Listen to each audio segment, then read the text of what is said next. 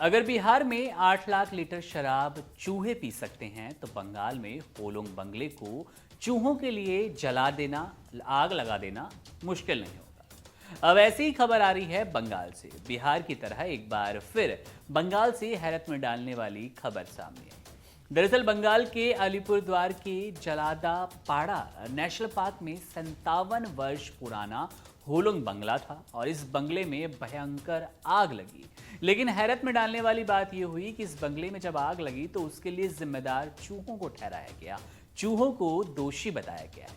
19 जून की रात 9:30 बजे बंगले की कॉन्फ्रेंस हॉल में आग लगी थी और फिर उसने धीरे धीरे पूरे बंगले को अपनी चपेट में ले लिया। बंगले में आग कैसे लगी, इसकी जांच के लिए राज्य सरकार ने तुरंत 5 सदस्यों की एक कमेटी बैठाई। इस कमेटी में बताया गया कि चूहों ने बंगले की बिजली की तारों को काट दिया था। अब इसी वजह से शॉर्ट सर्किट हुआ और बंगला आग की चपेट चढ़ गया।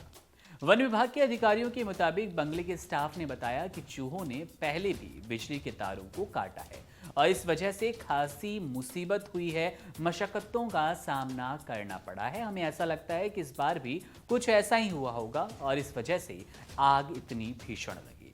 पश्चिम बंगाल सरकार के वन मंत्री बिरबाहा हासंदा का कहना है कि इस हादसे में पुलिस, दमकल विभाग और आपातकाल सेवा विभाग की रिपोर्ट का भी इंतजार किया जा रहा है। 15 जून से सभी एसी और गीजर बंद थे। रिपोर्ट के मुताबिक शुरुआत में वन विभाग के अधिकारियों को ऐसा लगा कि बंगले में एयर कंडीशनर यानी कि एसी और शॉर्ट सर्किट, इन दोनों का कोई रिलेशन है, क्या पता एसी चल रहा हो, कोई गीजर ऑन हो, इस वजह से ये पूरी आग लगी। लेकिन जांच के दौरान पता चला कि बंगले में सभी एयर कंडीशनर, गीजर्स और जो इलेक्ट्रॉनिक आइटम्स होते हैं वो बंद थे। सभी पावर सोर्स बिजली ना मिलने की वजह से बल्कि बंद थे। 15 जून से ही ये पूरा मामला ठप पड़ा था। मॉनसून की वजह से 3 महीने के लिए बंगले को बुक नहीं किया जाता और सारे जो कट आउट्स होते हैं वो खत्म कर दिए जाते हैं, जिससे किसी भी तरह की दुर्घटना से बचा जा सके। पर्यटकों के आकर्षण का केंद्र था ये पूरा बंगला। ये बंगला बेहद खूबसूरत था और लकड़ी का बना हुआ था। ये पर्यटकों के लिए बेहद लुभावना था, उन्हें आकर्षित करता था। कई बड़ी हस्तियां यहाँ पर रुकने के लिए आती थी, उनके टिकने का ठिकाना था। बंगले के लिए 1967 वो वर्ष था जब इसे बनाया गया था। इसमें कुल 8 कमरे थे और बंगला अपनी शानदार लोकेशन और बेहद ही सुंदर नज़ारों के लिए जाना जाता था। यहाँ पर हाथी, तेंदुआ और हिरण भी नजर आते थे।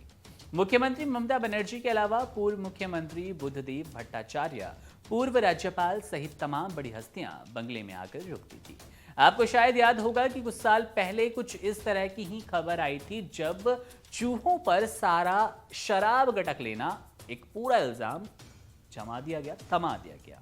एक खबर को लेकर देश में लंबे वक्त तक चर्चा थी। खबर ये थी कि बिहार में चूहे लाखों रुपए की शराब गटक गए। इस खबर को लेकर बिहार सरकार और बिहार पुलिस की जमकर आलोचना हुई, किरकिरी हुई, मजाक उड़ा था।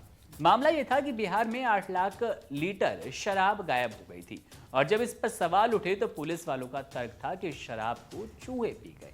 ये बात लोगों के लिए बेहद ही अटपटी थी, उनके गले नहीं उतर रही थी, क्योंकि बिहार में शराबबंदी कानून लागू है।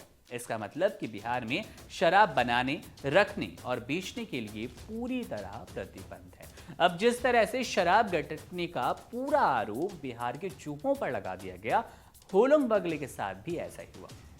बंगाल का ये बंगला कह दिया गया कि भाई चूहों ने तार काट दिए, शॉर्ट सर्किट हुए और उस वजह से इतने खूबसूरत, इतने ऐतिहासिक बंगले में आग लग गई। अब भाई ये खबर सुन के तो किसी का भी दिमाग झन्ना सकता है, चकरा सकता है।